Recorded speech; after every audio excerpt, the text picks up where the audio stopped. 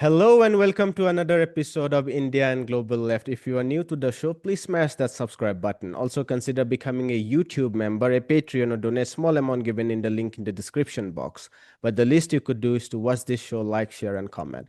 Without further ado, let me welcome our guest tonight, Professor Mohammad Marandi. Professor Marandi teaches at the University of Tehran. Professor Marandi, welcome back to India and Global Left. Thank you very much for inviting me. It's always an honor and a pleasure. There have been speculations about the future of US-Iran relationships, and I wanted to start with the recent speech given by Iranian Supreme Leader Ayatollah Khamenei in the commemoration of 1979 seizure of the US Embassy. And I wanted to have your response on something he spoke there. He said that the clash between Tehran and Washington is intrinsic. And he outlined three major factors. He said the support of the Americans of Israel.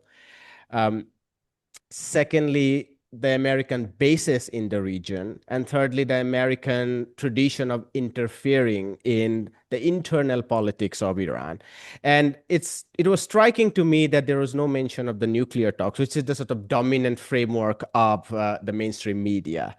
Uh, but given these three set of American tradition are so fundamental to the American existence of empire, would it be fair then to conclude that the future of US-Iran relationship is not very bright?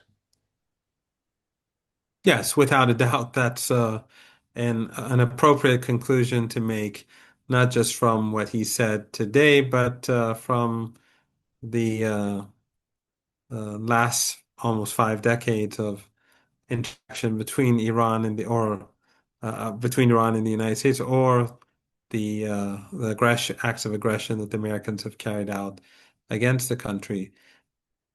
The the embassy takeover is there's always a discussion in Iran about the pros and cons of what the students did at that time. Some of the people who actually took over the embassy became liberals later on and became reformists. And sometimes when they speak out or speak in favor of ties with the United States, their critics say, it wasn't us who took over the embassy, it was you. But I think on the whole, regardless of how the 444 days where the embassy staff were being held in Iran, or the hostages, as they like to call them in the West, during those 444 days, many things happened, and I think it's debatable whether the correct course of action was taken or not.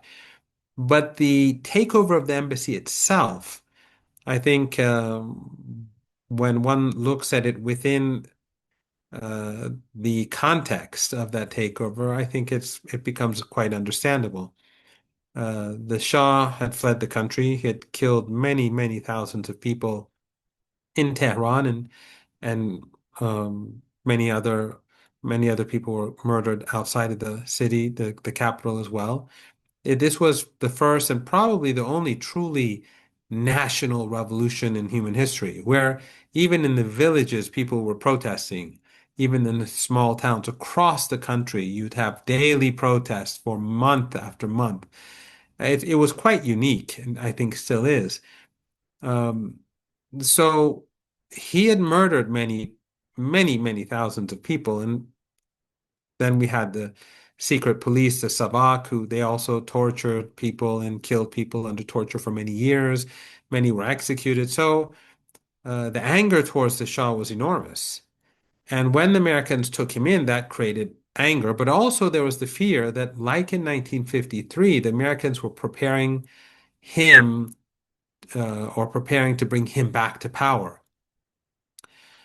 In addition to that, the Iranians felt that in general, with or without the Shah, the US was trying to undermine the country. There was strong evidence of that the Americans were trying to uh, to pit different groups against each other, to help create unrest throughout the country, and also to encourage separatists to start attacks on state institutions.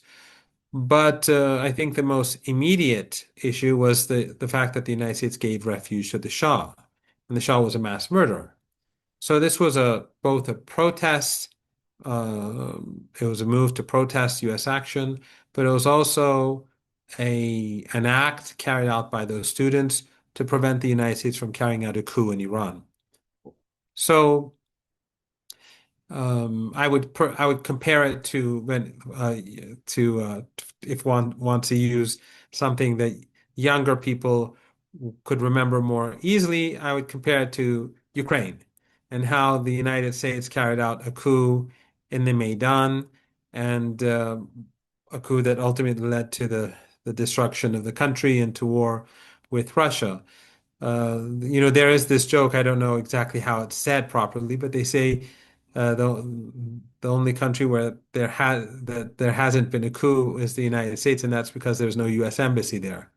So the U.S. embassy in Iran was a place of intrigue and conspiracy, and so it was taken by the students. Now, again, one could say that, well, this is a legitimate act, but they could have released the embassy staff after 2 months, after a month, after 3 months. Maybe, maybe not. We don't, the circumstances today are very different from back then. But the point is that the United States has a very dark history in Iran. In fact, the coup in 1953, which was basically carried out by the United States along with the British, but through a British encouragement, the British first approached Americans.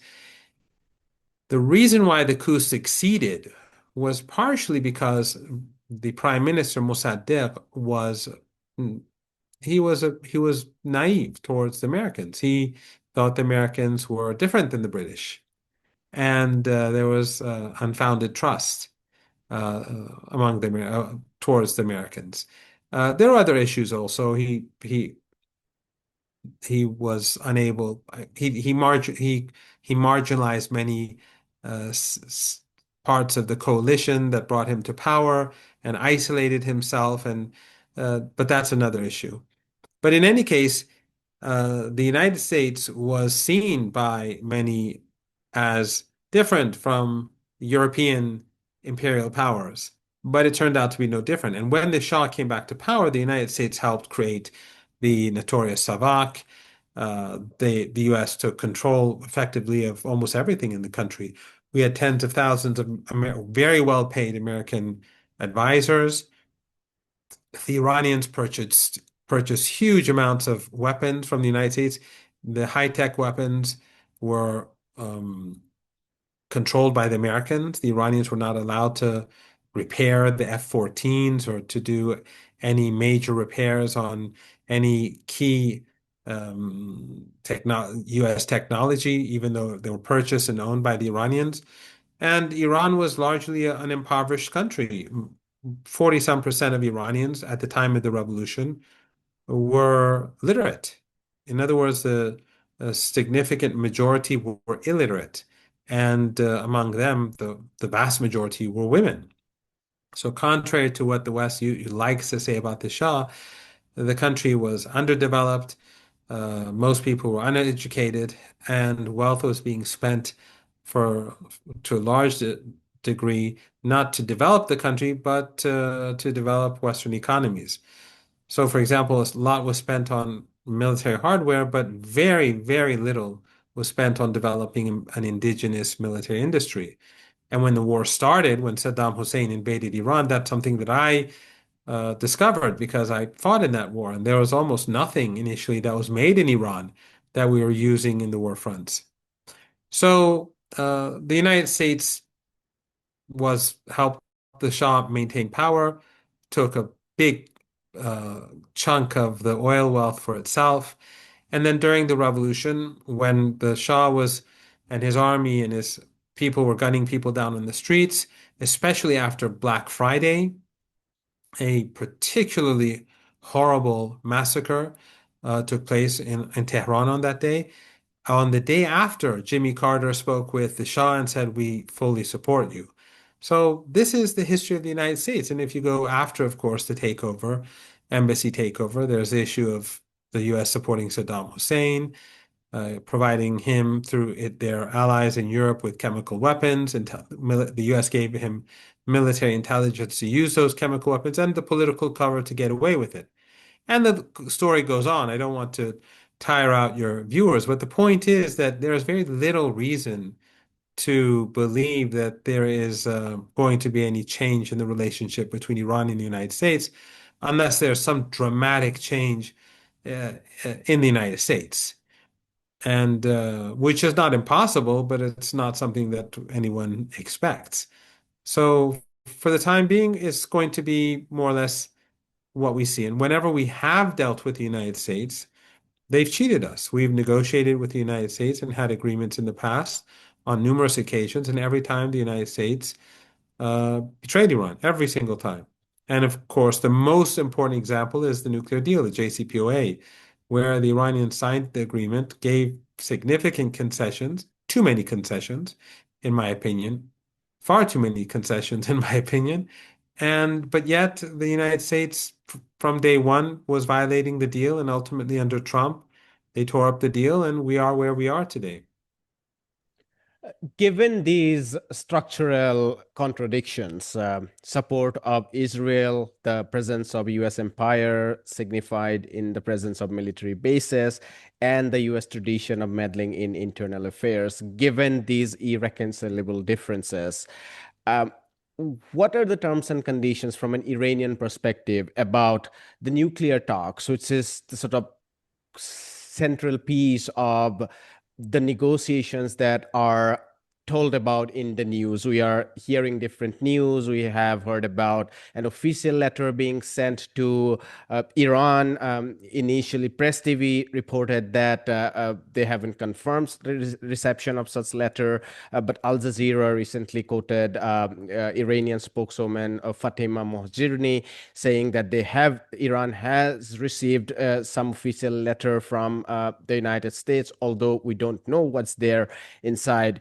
Given all these, and also Iranian Foreign Minister Abbas Araghchi said that we are in no hurry to talk to the Americans, but if they reach out to us, we might talk to them as well. What is then the significance of talks with the United States from an Iranian standpoint? Well, this is nothing new. We've had these sort of situations for many decades now, where we've had talks and then they came to some sort of agreement, and then the Americans betrayed Iran, or we had a dialogue and then or talks and we were unable to reach any form of agreement. So at the moment, I don't see any talks taking place anytime soon. And the gap between Iran and the United States is enormous. But an opportunity could arise in the future where there are indirect negotiations. But that won't resolve the problem. The problem goes back to what I've been saying earlier. And when you go and, for example, look at what the leader said today about uh, interfering in the internal affairs of other countries, the United States supports terrorist groups that have killed many thousands of people in Iran. A cult group like the MEK, which killed up to 17,000 people and fought for Saddam Hussein as foot soldiers. But when I was at school, uh, when you'd walk down the street, you would fear a car bomb exploding because every day there was news of, I mean, you could hear the sound sometimes, and there was news also of a car bomb blowing up or a motorcycle driving by a shop where someone had the picture of Imam Khomeini on the shop window, and then they'd gun him down, and that sort of thing was happening on a daily basis for the first few months when they began their military campaign, the terror campaign in Iran. And these terrorists, their leader, fled to France, and then they set up base in Iraq, and they opened offices across Europe and North America gradually under different names, even though they were declared a terrorist organization initially, sort of like ISIS and Al-Qaeda. Like Jolani, who was the leader of Al-Qaeda and the co-founder of ISIS, who slaughtered so many people. He is now a close friend of the United States. He always was a close friend of the United States, as far as I'm concerned, at least since he was a chief of Al-Qaeda in Syria, but and a proxy of the United States. But that the same was true with MEK. So they funded terror organizations, different terror, not just one. They carry out attacks alongside the border with Pakistan. Over the past few months, they've murdered a number of people. In Iraqi Kurdistan, they support terror groups there as well. So when the United States behaves in such a manner, a fundamental change in the relationship is something that is just not really possible. So there may be limited talks at some point, 6 months down the road, 1 year down the road, 2 years down the road, 2 months down the road. I don't know. We'll have to see. But the issue is that it's not going to resolve any the relationship or the problems that exist in a fundamental way because the United States continues to support terrorism, because the United States carries out acts of aggression, and because the United States is supporting a genocidal apartheid regime in Palestine, and because the United States has bases all over the place and they murder at will. I want to have your thoughts on something Ismail Baghaei, Foreign Ministry spokesperson of Iran, said. And I think this resonates with some of your analysis in our program earlier. He recently said that there has been a regional consensus over two sets of fact. One is that Israel is the primary threat in this region. And second, there should be a regional frame of cooperation, which is beyond the previous frameworks, which was marred by all kinds of divisions and the centrality of empire in it, to ensure security of this region against Israeli threat. If you could unpack your thoughts on what is what are the types of changes we have seen since the start of the full-blown genocide after October 7, insofar as the regional security of West Asia is concerned? I think that would bring a lot of clarity for our viewers across the globe. Well, according to polls, even before October the 7th, 2023, despite the fact that governments like Saudi Arabia, Qatar, the Emirates, Erdogan's government, the Bahraini regime, despite the fact that they were all putting out anti-Iranian propaganda, both sectarian and racial propaganda, most, according to polls, Western polls carried out by Western pollsters, most people in the region did not believe Iran was a threat to their safety and security. They believed it was Israel. The governments wanted the public to feel that way, and that was the government narrative. That was the government narrative for all those countries that I mentioned. Turkey in a different way, the government than, let's say, Bahrain, but they all promoted the same sentiments for different reasons. The Turkey and Qatar were, of course, the chief supporters of ISIS and Al-Qaeda in Syria and in Iraq, and the Emirates and Saudi Arabia from a different angle. I mean, policies changed. Once upon a time, it was the Saudis and the Emiratis that were the primary supporters of these groups. Then it shifted towards Erdogan in Qatar. But Wahhabism and Salafism were, traditionally.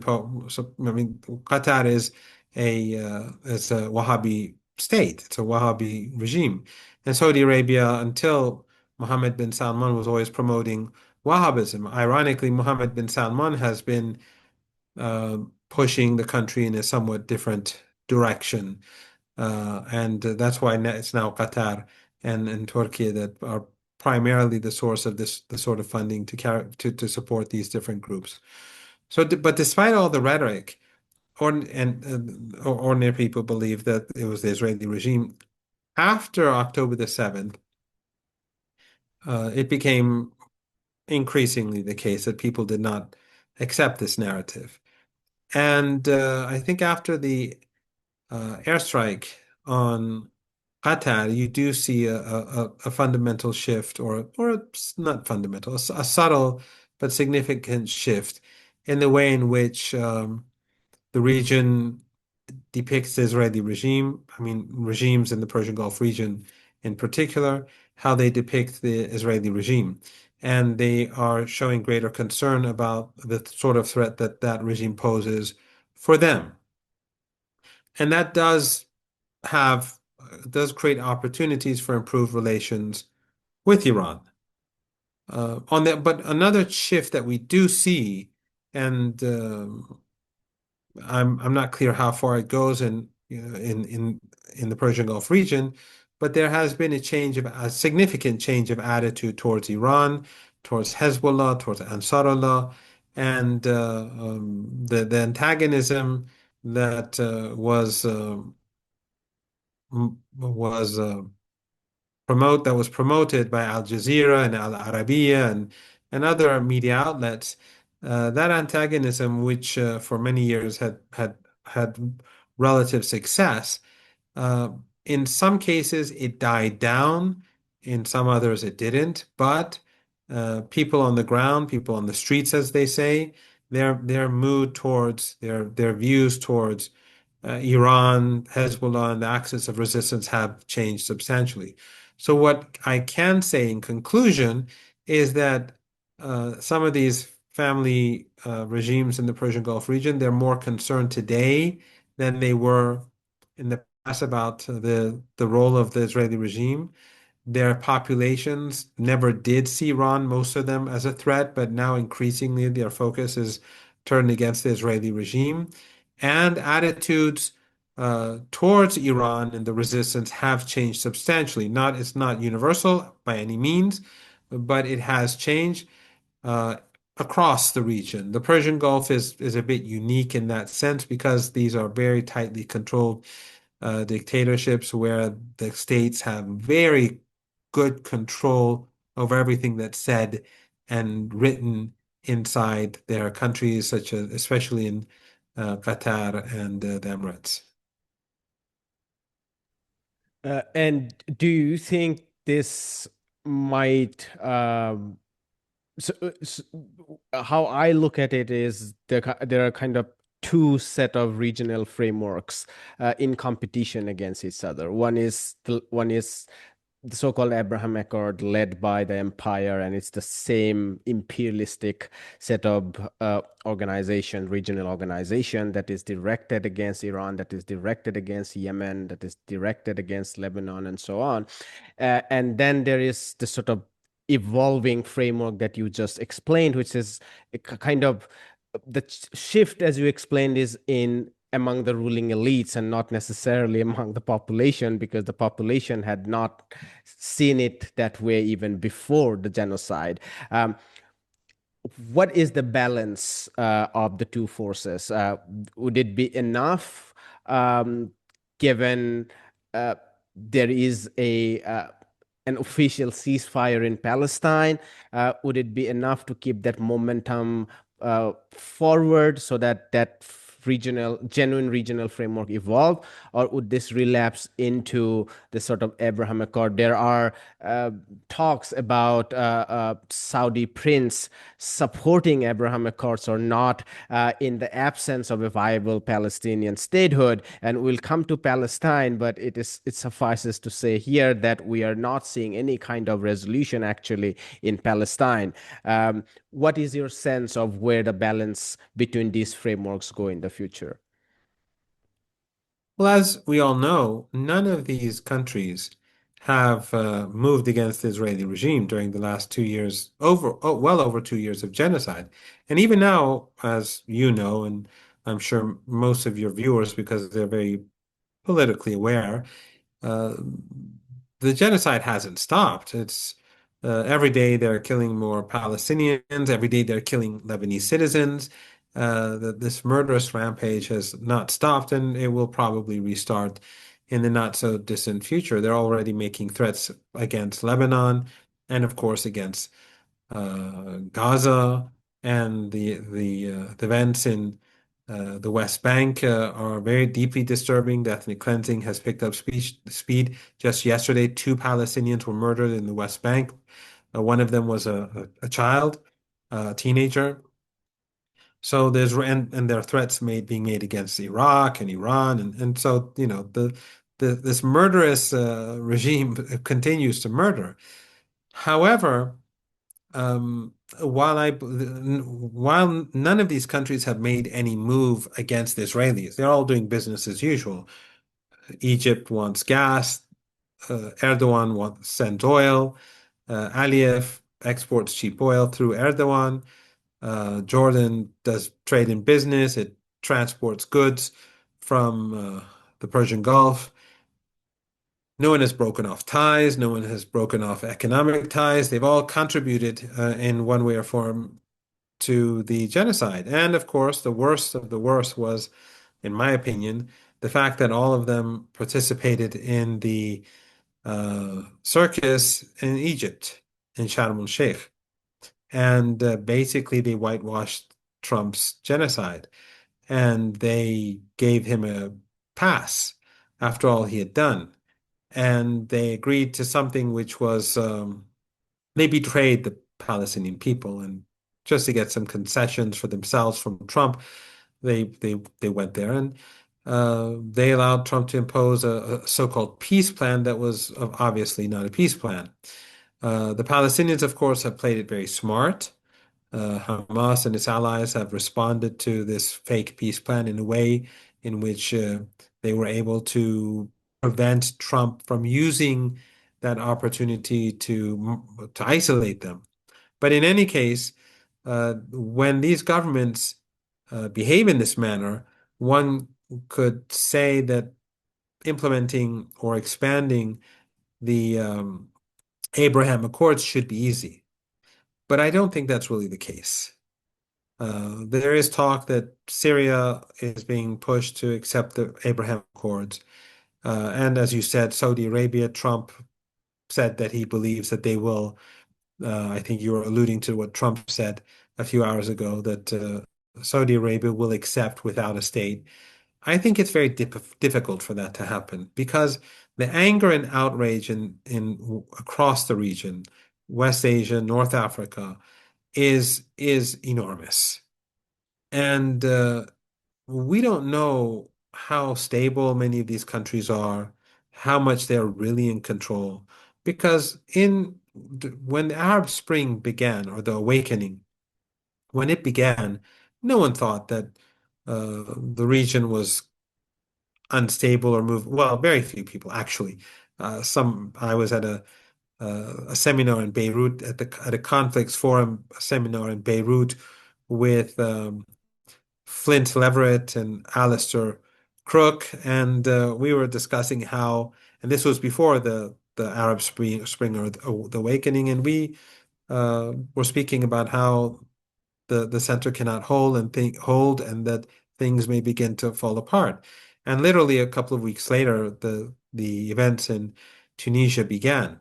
But most people, over almost everyone, believed that things were quiet. Today, the same thing holds true. There's outrage. The economic situation across the region is not good. Uh, and who knows what is happening beneath the surface in different societies. So the more that the Israeli regime pushes and the more genocide they commit, especially when there's a ceasefire, because when there is a ceasefire, that creates a new wave of anger when they start violating the ceasefire, restarting the genocide. Because people who now hate the Israeli regime are saying to themselves, well, at least it stopped. But if it restarts, it creates a new wave of anger, a different type of anger. So it's difficult to say what will happen. Many of these regimes are not inherently stable. They may look stable, but they're not stable. And anything could happen. So I think that their leaders recognize that, or at least they should recognize that. And that would make them very cautious, even though under pressure from the United States or out of fear, they did not decrease relations or did not break off ties with the Israeli regime or break off trade, which as again was a great betrayal to the Palestinian people. Because if Turkey, uh, Jordan, Egypt, the Emirates, the Republic of Azerbaijan, if they had made such moves, it would have been much easier to convince other countries to break off ties. African countries, Latin American countries, non-aligned movement countries. But when they don't do anything, then the incentive for others. The only country that really made it, is making a big issue is Colombia on the other side of the world. If the Colombian president was the president of Turkey, maybe things would have been different, or if he was the king of Jordan or the ruler in the Emirates. So, but I don't think that under these circumstances that I pointed out, that it's going to be easy for anyone to make a move towards uh, strengthening the so-called Abraham Accords or joining the Abraham Accords and to be able to get away with it, or at least feel confident that they can get away with it. And given Israel has shown no sign of pulling back what they have done in the last 2 years in specific, I mean, everyone knows it, but I want to reiterate that Israel invaded or attacked seven different countries in West Asia, Palestine, Lebanon, Syria, Iran, Qatar, Yemen, Iraq, of course. And Well, if one is to believe what some in the United States believe, that Charlie Kirk was murdered by the Israeli regime, then that would be another country to eight. add to the list. Right. And given Netanyahu just reiterated, I guess it was yesterday, but maybe the day before, that Ansar Allah in Yemen represents an existential threat to Israel, and we are committed to exterminating Ansar Allah, to which Ansar Allah spokesperson responded by saying that Yemen likes direct action.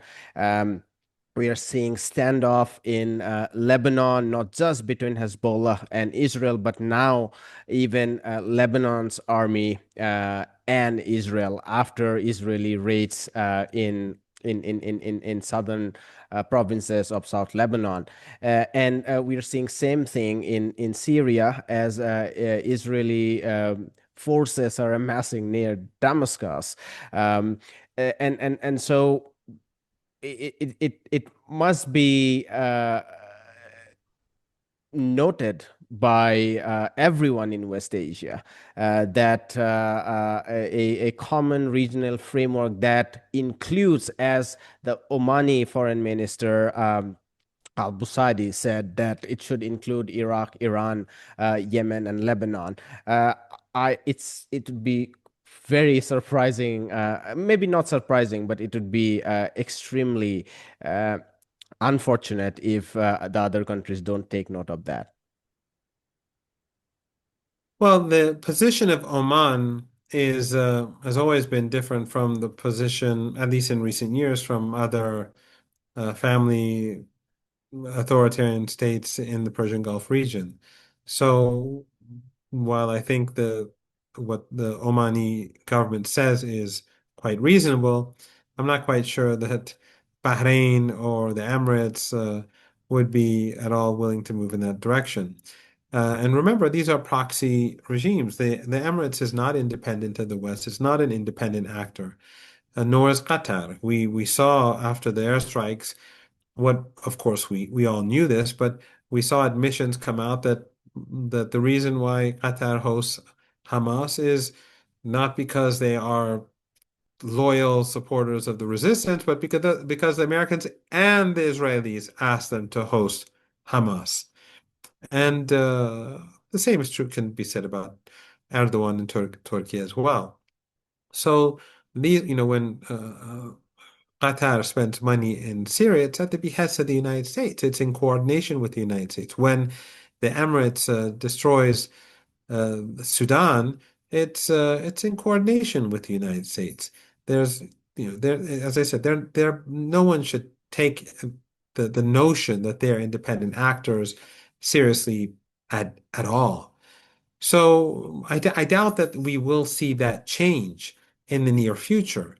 And there is great potential that the Israeli regime will carry out further attacks. I mean, they're carrying out attacks against Lebanon every day. The Western media doesn't report it because they're indifferent. But the West, they are the guarantors for the ceasefire. But they allowed the Israelis to bomb Lebanon every day, murder. They murdered one person till a couple of hours ago, four or five people yesterday. As I said, in Gaza.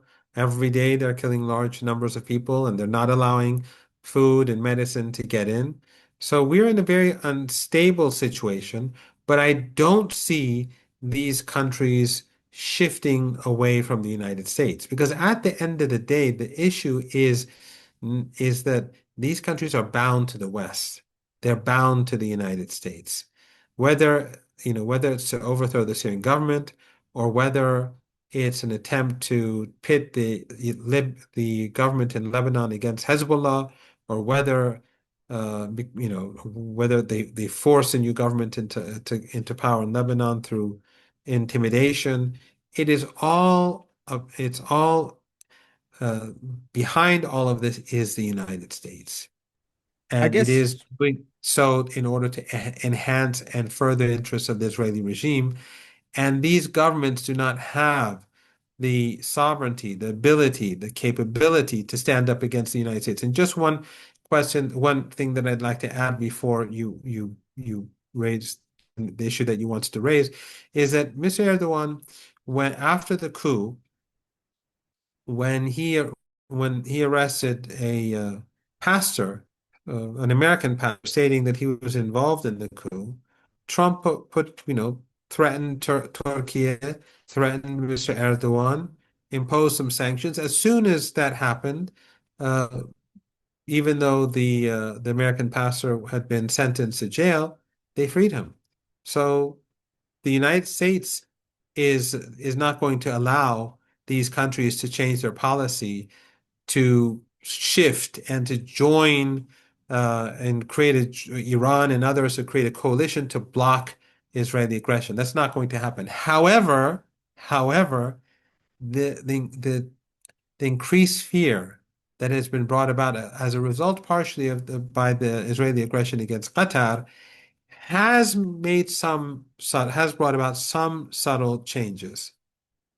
And I guess recent events in Ukraine and in East Asia should act as lessons for these countries in West Asia, given how uh, erratically and dramatically maybe or quickly the US can withdraw quote unquote, but it can stop spending its own dollars in the quote unquote security of that region. I'm talking about Europe vis-a-vis Russia, and the same kind of crisis we are seeing in East Asia, given uh, countries like Japan, South Korea, they have been sucked into the ambit of empire, always telling them that you are guaranteed security, which is part of the empire. And now suddenly they are threatening to withdraw, extracting as much as they can from these states.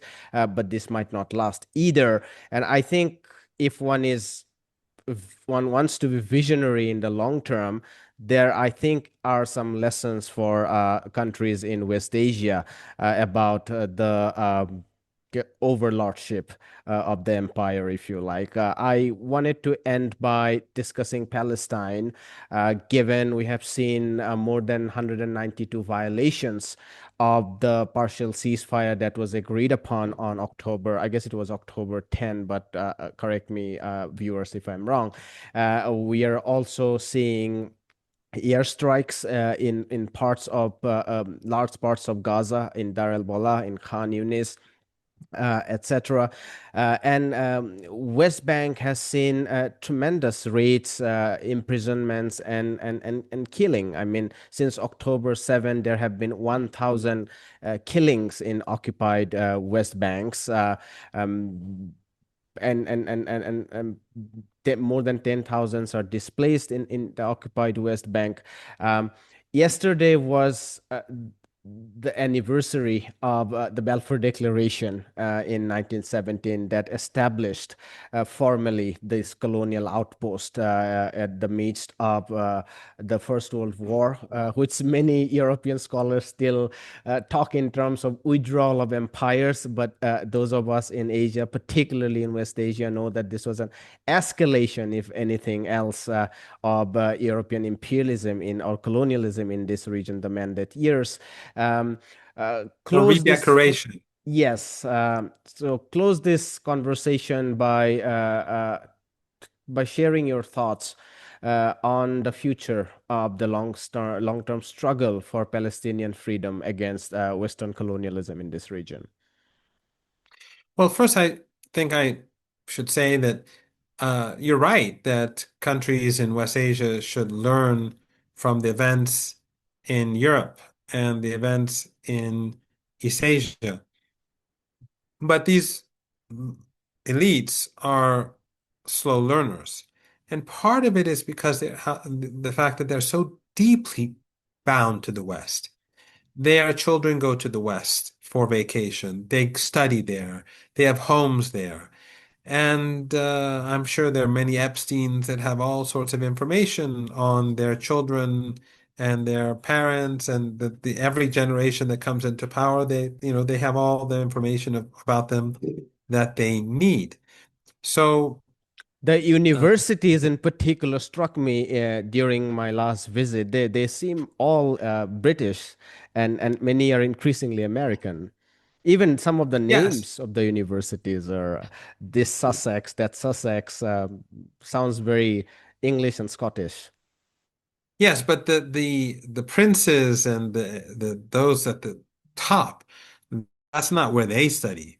They go to the United States for except for a notable exception or two. I think Mohammed bin Salman actually stayed in Saudi Arabia, if I'm not mistaken.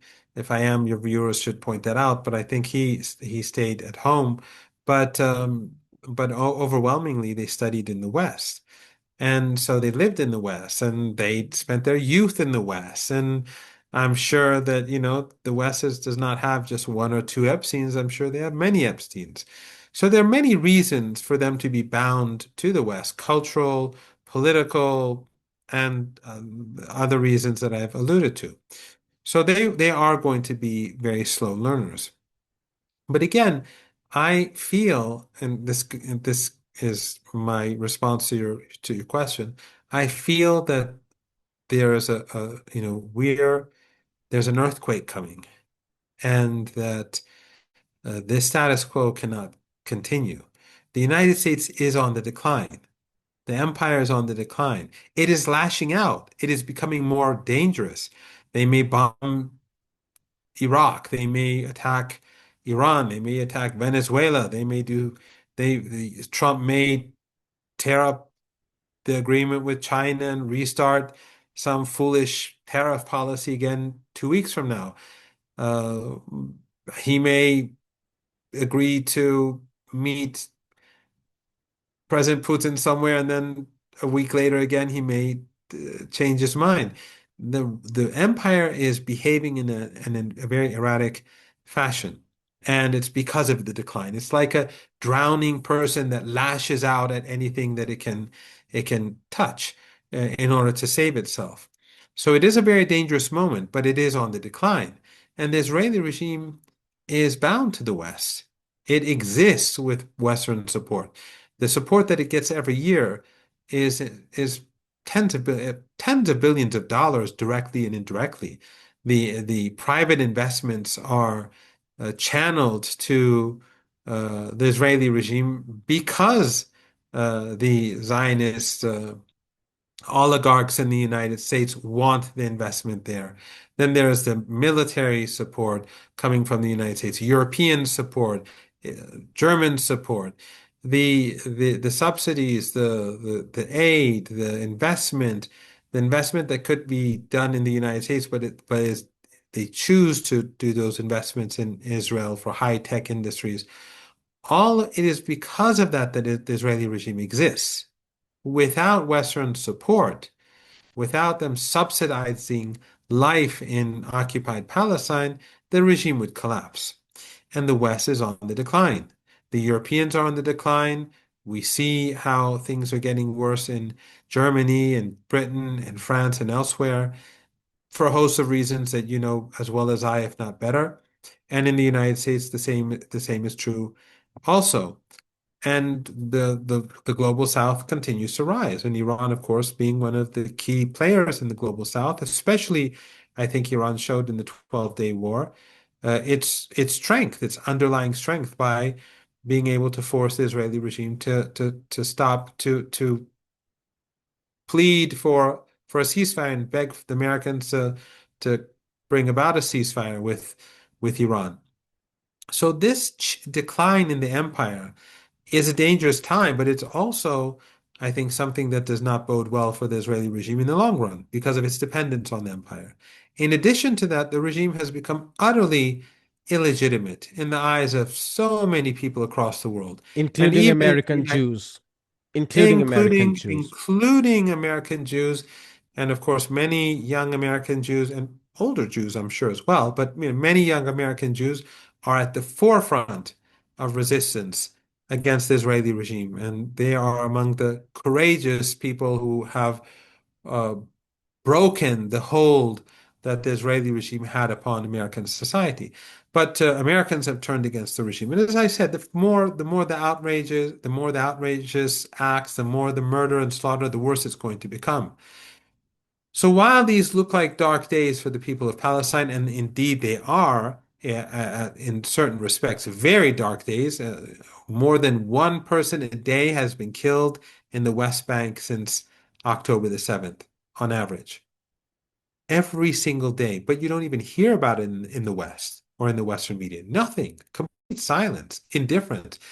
As you said, 1,000 people, nothing. Where is it in the New York Times, the More than Washington 3,000 Post? displaced.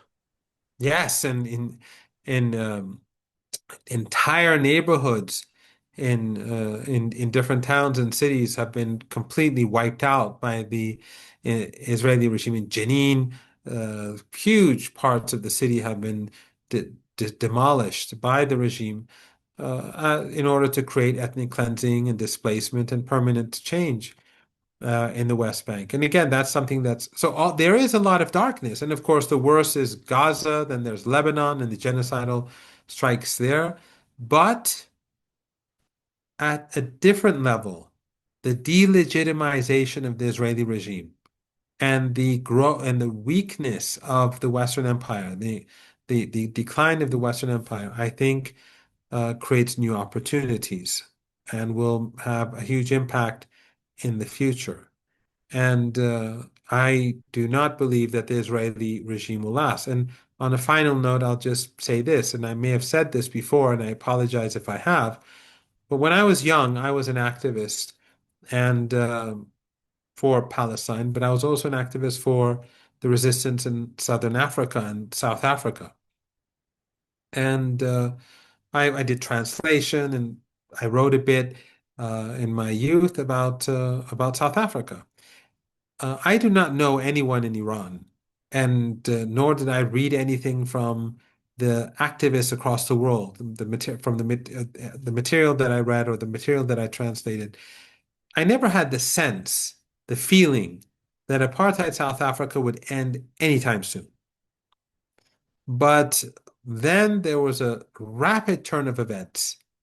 And after the last president under apartheid came to power, a lot of changes took place. The the the the burden of apartheid was simply too heavy.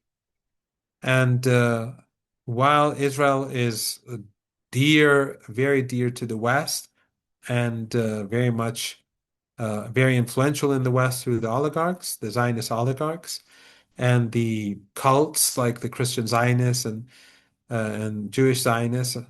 Uh, I think that the future is very dark for the Israeli regime. So while we are facing dark times in West Asia, and people across the world are depressed, and well, they shouldn't be depressed, but they're deeply saddened by what they see. No one should be depressed because people who want to resist, they have to always be strong and decisive, and they should pursue justice regardless of what the situation is. But people are saddened across the world.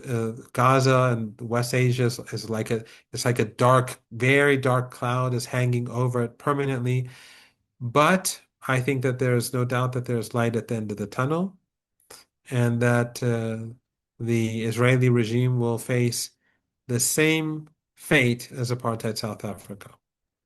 We'll leave it there, Professor Marandi. It was a pleasure to have you on. Thank you so much for your time. Thank you very much for inviting me. Hi, my name is Ayushman. I, along with Jyotisman, have started this platform. In the last 2 years, we have tried to build content for the left and progressive forces.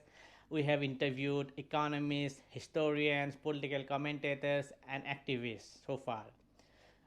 If you have liked our content so far and want us to build an archive for the left, I have two requests for you. Please do consider donating for the cause. Link is in the description below.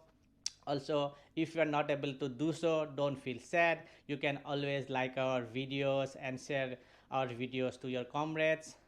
Finally, don't forget to hit the subscribe button.